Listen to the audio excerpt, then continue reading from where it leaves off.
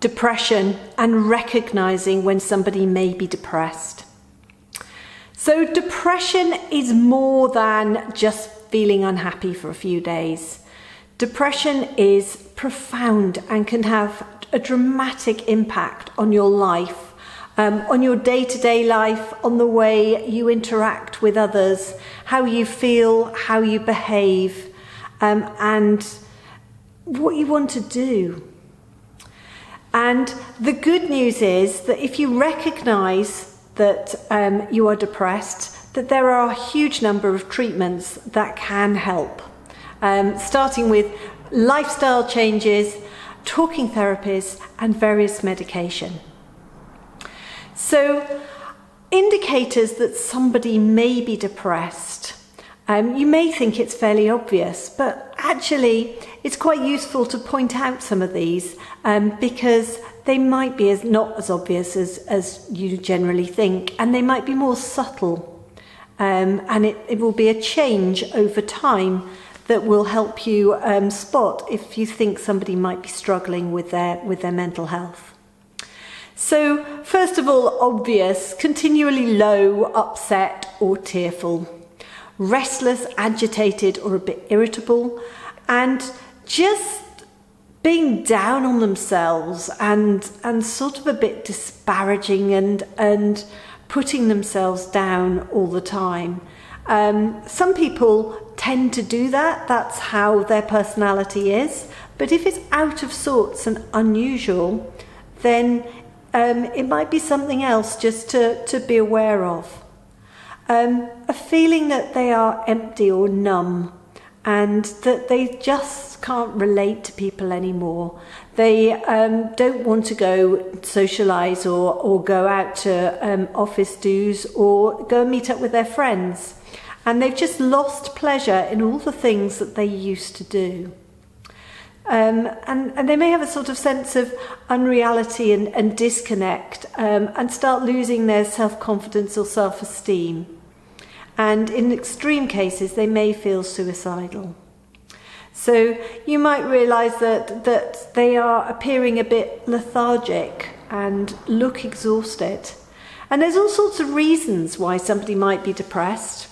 And then sometimes depression can happen without any reasons at all. So sometimes serious life events and additional stress can trigger depression. It can trigger acute depression, which can then follow on and become a more serious long-term depression as well, although acute depression can be extremely serious too and may need help to help someone get through it. But obvious life events like bereavement and abuse can lead to serious depression. But things and additional stresses like moving house or changing jobs or just life itself can make you feel depressed at times. Changes in your hormones too. So there's all sorts of different reasons.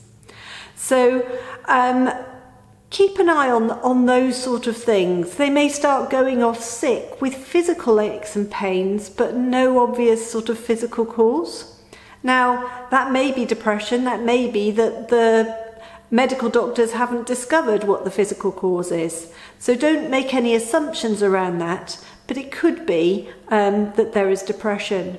You might notice that their weight is changing, or they've got changing eating habits or appetite.